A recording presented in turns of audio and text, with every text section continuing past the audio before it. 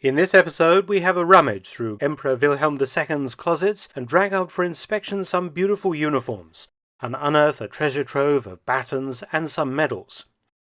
This is the second episode in this series, the first being a look at the Kaiser's headgear, all perfectly preserved at Huis Doorn in the Netherlands. Check out the link in the end screen if you haven't seen this yet. Wilhelm II had some 300 uniforms covering his period as Crown Prince and German Emperor until his abdication in 1918, and in fact had more made after he abdicated. Why so many? Well, in the first place, Wilhelm was a royal colonel of many regiments and units, each requiring its own particular uniform. In the second place, he had multiple sets of the same uniforms, so he could wear them when others were being repaired or cleaned. He also had multiple medals and decorations. As Emperor, Wilhelm received all of his honours semi-automatically because of his preeminent position in the state. Unfortunately for this series, almost all of Wilhelm II's orders, decorations and medals have been retained by the Hohenzollern family in Germany, or else they have been sold at auction down the decades, the Emperor of course having multiple sets for use with different uniforms. However, I did manage to find some medals still stored at Huis Doorn to show you.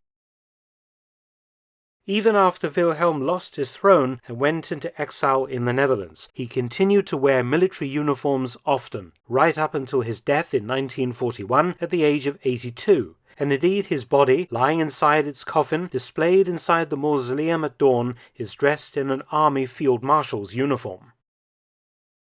The closets at Huis Doorn are absolutely rammed with uniforms, all lovingly cared for by the amazing team of curators. In fact, most of the Kaiser's uniforms look like they were made last week, instead of being 80 to 120 years old. Such is the careful preservation. On the floor in front of one closet was this beautiful object, an officer's cuirass, or front and back armoured plate worn by horse cavalry. This one is the Kaiser's personal parade cuirass of the elite Garde du Corps, the Emperor's personal escort regiment founded by King Frederick the Great of Prussia in 1770 to escort the kings of Prussia. It is made of black iron with red edging and was adopted by the Garde du Corps as part of a gift from the Russian Tsar in 1814. Affixed to the left side of the cuirass is an Iron Cross First Class 1914 and the star of the higher order of the Prussian Black Eagle. Mounted over the cuirass is the officer's cartridge holder and bandolier. This elaborate jacket was worn by Wilhelm as regimental chief and flag adjutant to his grandfather Emperor Wilhelm I. It is a jacket of the Life Guards Hussar Regiment in the rank of Field Marshal, and was worn over one shoulder of this red jacket of the same regiment. Here we see the Kaiser dressed in this manner. During the 20 years that the ex-emperor lived at Doorn, he most commonly wore this uniform.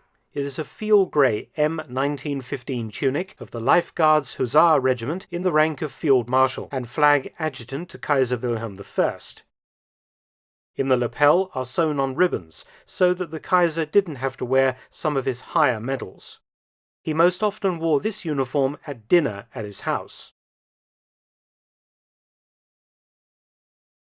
Another popular tunic that the Kaiser often wore was this field grey M1915 interim tunic of the Foot Guards Regiment. During World War I, the Kaiser mostly wore this uniform type, of which he naturally had multiple sets. His relationship with the Foot Guards Regiment was exceptionally long. At the age of only 10, his grandfather, Emperor Wilhelm I, commissioned him as a lieutenant or second lieutenant in the regiment. The regiment was, as well as an imperial unit, also the Life Guards Regiment of the Kings of Prussia, and the German Emperor was also King of Prussia.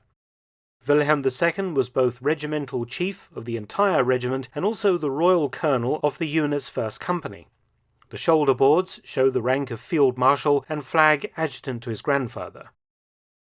The Kaiser had this particular tunic made in 1929, long after he ceased to be emperor, and he was painted wearing it, that portrait now hanging in the dining room at Huis Doorn.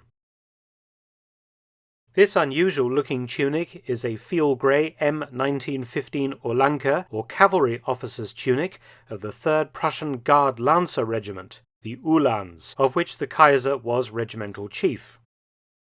A facsimile of this M1915 Garde du Corps officer's uniform is currently worn by the corps of the Kaiser at Doorn. This second tunic survives in the Huis Doorn collection. The shoulder epaulets carry again the rank of Field Marshal in gold bullion thread. In order to ensure that his uniforms always looked very smart and were not creased, the Kaiser would wear underneath his uniform this special starched shirt, which has a stiff front in order to push out the front of the uniform with all the medals on. This ensured that, regardless of what he was doing, Wilhelm II in uniform had a spit and polish parade ground look. As well as being royal chief of many German regiments, the Kaiser was also a royal colonel of some foreign units. This Austro-Hungarian artillery general's uniform was worn by Wilhelm as royal colonel of the 25th Austro-Hungarian Field Howitzer Regiment, an honour bestowed upon the Kaiser in 1917 by the last Austrian Emperor Kuil I.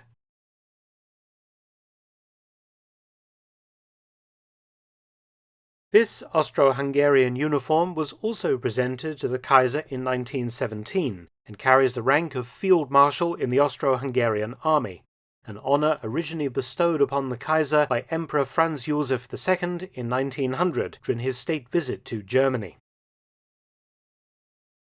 These shoulder boards are from the Kaiser's M1915 Field Grey Foot Guards Regiment tunics, showing his rank of Field Marshal, Regimental Chief, and Flag Adjutant to his grandfather Wilhelm I.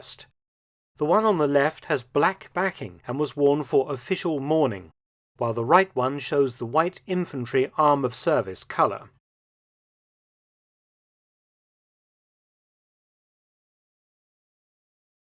This shoulder board isn't German, it's Bulgarian, and indicates another foreign appointment, this time as a field marshal in the Royal Tsarist Bulgarian Army. The Kaiser wore this uniform on a state visit to Sofia, capital of Bulgaria, in 1917. Of course, the Kaiser was also the ceremonial head of the German Imperial Navy, and here we see the Kaiser's naval dress uniform in the rank of Grand Admiral. This shoulder board wasn't worn by the Kaiser, but by his cousin, King George V of Great Britain. The British King was Royal Colonel of the German 1st Guards Dragoon Regiment, Queen Victoria of Great Britain and Ireland, and he wore this German uniform at the grand dinner to honour the marriage of the Kaiser's daughter, Princess Victoria Louisa, in May 1913, and also on the parade that followed the marriage ceremony. George V's German uniform, including Pickelhaube spiked helmet, is currently stored at the Royal Collection in the UK and is not on public display. Many people don't realise that Wilhelm II was also a field marshal in the British Army. Following the death of his grandmother, Queen Victoria, in 1901, and the accession of the new king, his uncle, King Edward VII, a month later, Edward appointed Wilhelm a field marshal on his birthday, as thanks for his help in arranging Victoria's funeral. The Kaiser wore British Field Marshal's uniform during Victoria's huge funeral in London on the 4th of February 1901, and carried this, his British Field Marshal's Army baton. Naturally, the Kaiser had other Field Marshals' batons, and here they are. From left to right, the British Field Marshal, then the Grand Admiral of the German Imperial Navy, followed by a Field Marshal of the Prussian Army, but not of the Imperial German Army, and lastly this Bavarian baton. In 1915, the Kaiser was given the rank of Field Marshal in the Royal Bavarian Army by King Ludwig III. These heavy and expensive Field Marshal's batons were not used every day. Instead, a lighter weight and more practical baton was usually carried. Here is a so-called Prussian Interim Field Marshal's baton for use with the field grey uniform. The baton is actually one of a set of two.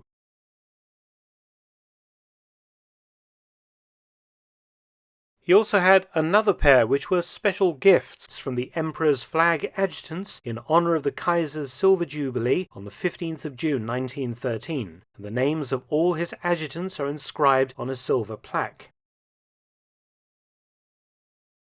Several of the Kaiser's uniform decorations survive at Doorn. This is the official presentation folder for the award of the Order of the Garter, Britain's preeminent order of chivalry, signed by Queen Victoria herself, as the Garter was, and still is, awarded at the discretion of the monarch and not of the British government. This Garter star, worn on the left side of the uniform, remains at the house. The Order of the Garter was stripped from the Kaiser in 1915 due to World War I, and he was never restored to the order. This star of the Order of the Black Eagle, Prussia's highest order of chivalry, was again worn by the Kaiser on the left side of his tunic, this particular badge, in silver, being inscribed on the reverse. The ornate collar of the order is also at Huis Doorn. Along with the Order of the Black Eagle's yellow sash. Finally, I'd like to finish not with a fine uniform or a bejewelled medal, but with this rather ordinary woolen sweater. Wilhelm wore this often as an old man, as he chopped down trees on his estate, along with this pair of much-used and patched leather gloves. Tune in next time for one of the world's finest collection of swords. Many thanks for watching. Please subscribe and share, and also visit my audiobook channel, War Stories with Mark Felton. You can also help to support both of my channels at PayPal and Patreon. Details in the description box below.